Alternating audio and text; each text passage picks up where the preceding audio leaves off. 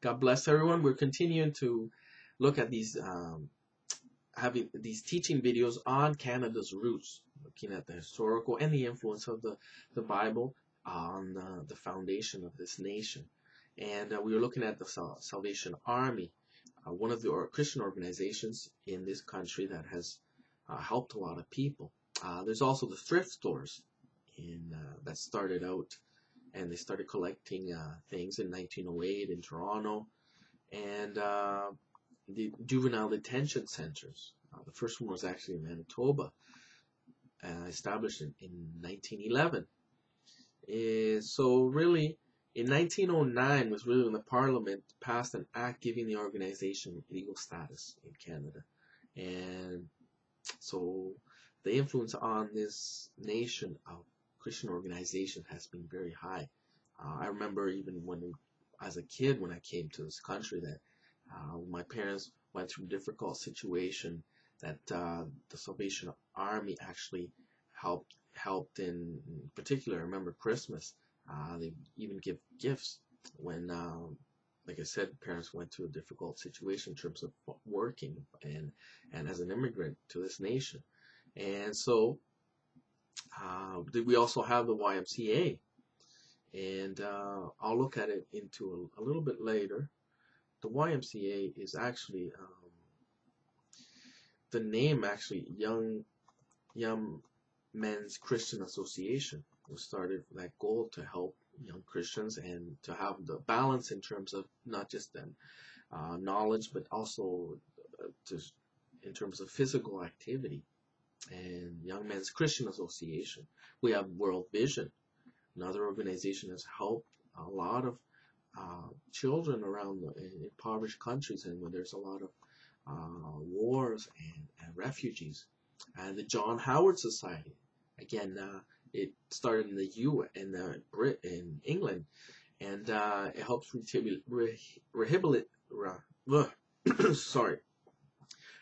rehabilitate prisoners into society.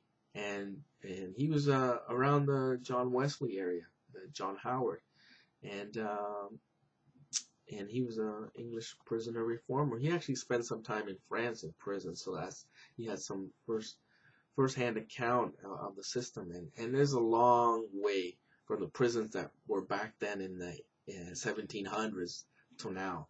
And so that's part of the vision in terms of the things that influence these people and these organizations. Let's look on a little bit now in terms of continuing the thought, what principles we're taking from the Bible. Combination there. We had a lot of immigrant farmers from Ukraine and Russia, Mennonites and other believers. They learned to sacrifice and to do hardship and work and the farming, and a lot of in the prairies and in areas in Ontario, like Waterloo and Kitchener, and a lot of things like loving the enemy, which is a principle found in the Bible, in the Sermon on the Mount in Matthew 5 and 6.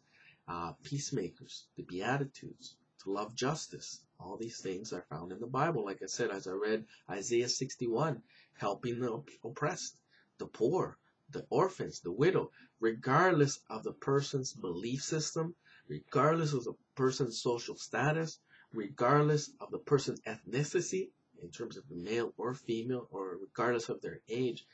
The Bible teaches us, and the God of the Bible, to help those that are in need.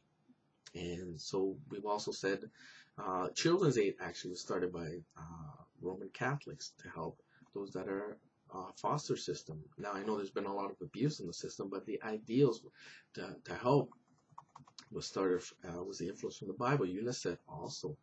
The concept of helping the immigrants and the refugees, those that are in war-torn nations and they're going through difficult situations. That comes from the Bible. And because God would tell the Israelites, you know what, you have to be good to those that are aliens in your land, those that are immigrants, because you know what, they spent 400 and something years in Egypt during the days of Moses. when they got freed, and so they knew what slavery was about. And God was constantly telling them, you know what? Don't oppress the immigrant. Don't oppress the refugees. So that's entrenched in the Bible. They even had the Bible cities of refuge. When somebody kills somebody accidentally, they could run to that place.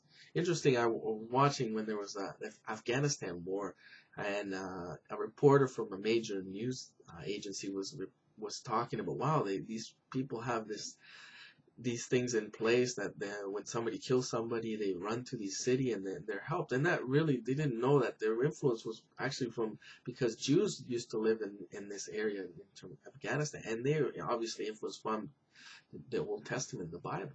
And so, so helping the immigrant, the refugees, loving your neighbor as yourself, concept, the golden rule.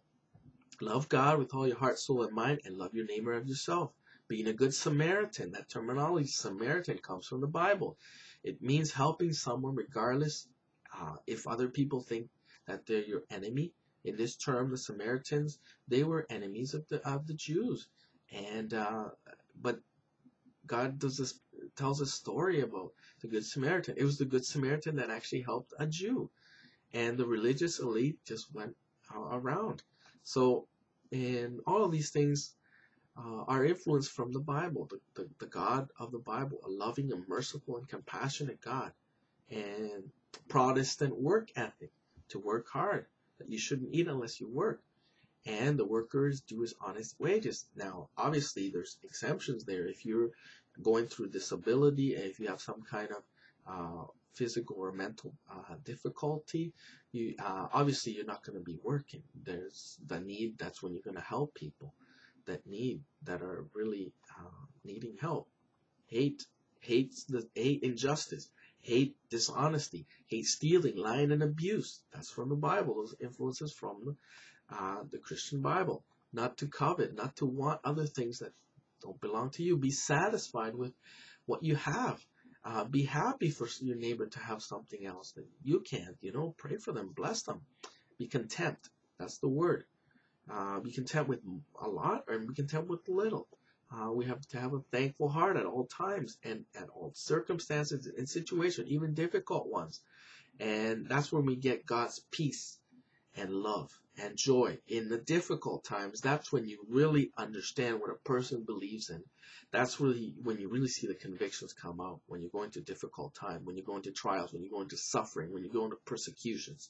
And that's what the Christian Bible talks about. It talks about God giving us a peace that surpasses all understanding and that guards our mind and our hearts from all fear and anxiety. And so that's from the Bible. Learning to forgive those who offend you and hurt you, a Christian concept. The fruits of the Spirit, as in Galatians 5:22 and 23, love, joy, peace, long-suffering, which is patience, gentleness, goodness, faith, meekness, temperance. Against such there is no law. So all these things, that's you can tell a true Christian, because Jesus said, you'll know they are Christians by their fruit and by their love for one another. So these are very important things. The whole social health care system, helping those in need, comes from the Bible, helping those in need.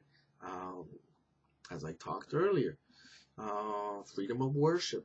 And God doesn't want to force a belief in Him, and that's central to the Bible. God gives us a choice, a freedom to choose. He doesn't want robots. If He wanted to, He could make robots to just worship Him.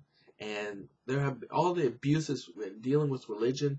It doesn't matter what religion throughout the ages, is when something is forced upon. And that's the difference between the true biblical Christianity. And I mean true biblical Christianity is not forced upon someone. It's a choice. You give them the information, and it's God working in the person's heart and mind, and convicting them and telling them and reaching their heart and their mind, their heart and their mind, which is connected to each other, and then they make an informed decision. And that's that faith, based on faith. Free speech, again, influence from the Bible, because we're talking about the Magna Carta, and that was influenced from the Bible.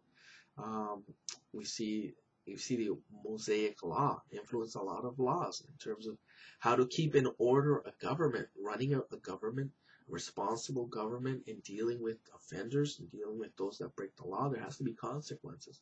There has to be disciplines. And really established in the Mosaic Law, the 613 laws actually, when Israel was in the desert, and that was really unheard of in that time. You know, they were wandering nomads, and yet God started establishing the law system, consequences, discipline, and influence of the Bible. It says in Micah 6:8, He has showed thee, O man, what is good. And obviously man here is talking the generic term for humans, man and woman. And which doth the Lord require of thee, but to justly and to love mercy, and to walk humbly with thy God. We have the Sermon on the Mount I talked earlier, and we'll pick it up on the next video. God bless.